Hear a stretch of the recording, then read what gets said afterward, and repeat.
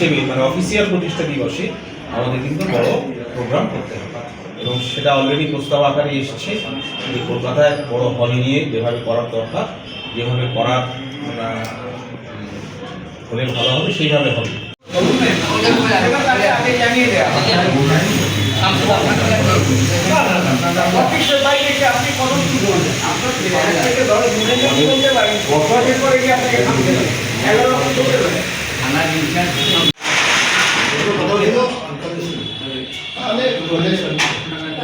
রাজনীতিতে বলতে হয় তাই বলছে 4 বছরের 20 4 মাসে করে দেবে বলে সবাই বেনাগরিক করে দিচ্ছে। নাগরিক আছে কিন্তু যেই মুহূর্তে সে ফর্মটা ফিল আপ করছে সে আর নাগরিকত্ব থেকে তার জায়গায় সে এগিয়ে দিল।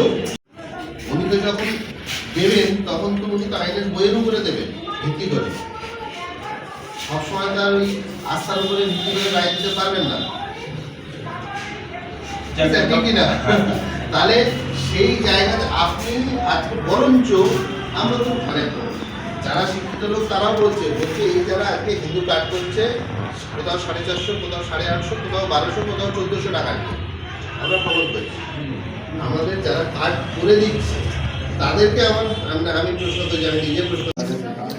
আজকের এসআইআর বিষয়ে যে আলোচনা হলো তার সারমর্ম এই জন্য যে এসআইআর এর নাম করে পুরোপুরি এনআরসি চাপিয়ে দিচ্ছে কেন্দ্রীয় সরকার।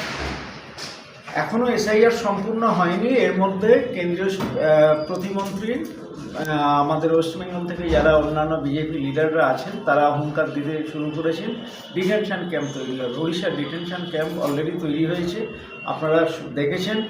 আমাদের বাংলার পরিযায়ী শ্রমিক বিভিন্ন রাজ্যে শ্রমের জন্য গেছিল, তাদেরকে ডিটেনশন ক্যাম্পে রাখা হয়েছে।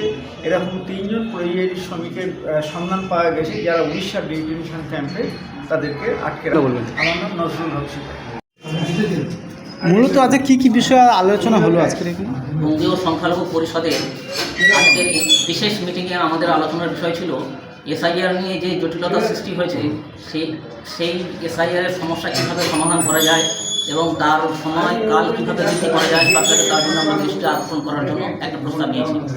দ্বিতীয় নম্বর হলো যে ওয়াকফ নিয়ে যে সমস্যা হয়েছে এবং বিভিন্ন ডকুমেন্টসের নামে যে হ্যারাসমেন্টের শিকার হচ্ছে সেটা সে বিষয়ে আমরা আলোচনা করেছি এবং এটার জন্য সরকারের মেয়াদের বৃদ্ধির দাবি করছি।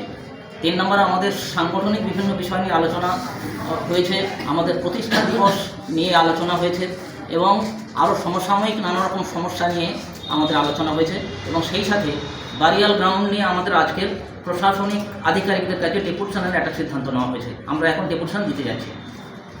বঙ্গীয় সংখ্যালঘু পরিষদের বিশেষ মিটিং হলো, কতগুলো এজেন্ডা নিয়ে মিটিংটা হয়েছিল। প্রথম কথা হলো আমরা আগামী 22শে জানুয়ারি আমাদের প্রতিষ্ঠা দিবস, সেই উপলক্ষে আমরা কীভাবে সেটা পালন করবো, কোথায় করবো সেই আলোচনা হলো।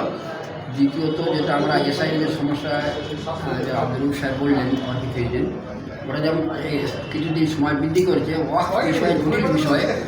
এতদিন আমাদের মাননীয়া বললেন যে হতে দেবো না, এখন হঠাৎ করে বলছেন যে না করতে হবে, কিন্তু এই অল্প সময় সম্ভব নয়। আমরাও একইভাবে দাবি কিছু প্রশাসনের কাছে যে আমাদের ওয়াকফের বিষয়ে একটা সময়টা বৃদ্ধি করার জন্য। 3 নম্বর খ্রিস্টান সম্প্রদায় এই মানে কল্যাণপুর বারেবি এলাকার বেশ ভালো সংখ্যক মানুষ বাস করেন, কিন্তু সমাধি ক্ষেত্রে খুব সংকুলান।